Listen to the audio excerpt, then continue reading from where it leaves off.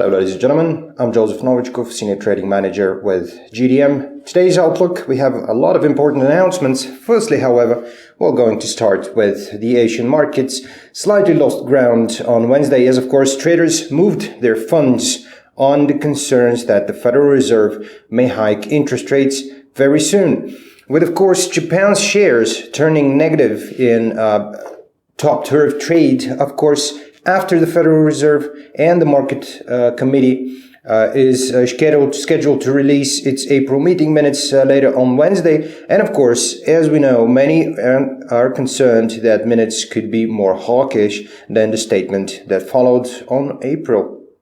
That, of course, got some juice from comments by San Francisco Federal Reserve President John Williams and, of course, Atlanta Fed President Dennis Lockhart, who, of course, said that Fed could still raise rates 2 or 3 times this year.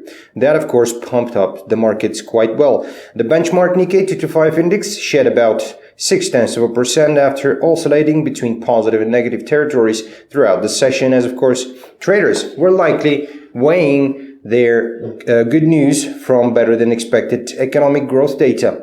As we saw throughout the night, Japanese gross domestic product for January to March period grew, of course, faster than expected, with real GDP rising 0.4% to quarter compared with a forecast of 0.1% growth. Also, taking a look at the annualized GDP, also growing for the period to 1.7% compared with the expectations of analysts, of course, with 0.2% growth. The yen also wavered in reaction to that data. However, a weaker yen is generally considered a positive for the country's equities and, of course, particularly exporters, which will be seen in their profits flattened when overseas earnings are, of course, repatriated. Now, the Japanese currency climbed as high as 1.870 against the US dollar and, of course, as weak as 1.937 compared with a lost ground of 1.909 before the data. The US dollar was fetching about 109.08 in late Asian trade. The euro, of course, was also down 1.1312 overnight, as also the pound retreated at 1.4555 after it spiked to 1.4525 after the in-camp well ahead in some of the polls that are running up on the Britain and its referendum in the European Union membership. The gains were, of course, trimmed, however, by lower than expected UK inflation data, and that was about the pound. Also with the gold, as we saw strong US economic data and comments from the central bank officials bolstered expectations that the Federal Reserve could soon hike rates, and of course, not less than 2 times this year. The Fed policymakers said on Tuesday that he will push for an interest rate hike in June or July,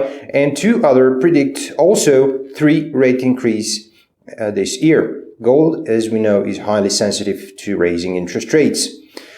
Also, we're looking at the price throughout the night. Gold dropped 0.4% to 1274.58, of course, per ounce, and in late Asian session after gaining 0.5% in the previous session.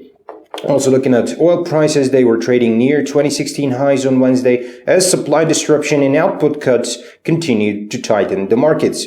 Although, of course, traders cautioned that high global crude inventories were still weighing on the market. U.S. West Texas Intermediate crude futures were unchanged at $48.31 a barrel. As we're looking later on today, the U.S. Energy Information Administration, which is scheduled to release its official storage data for last week.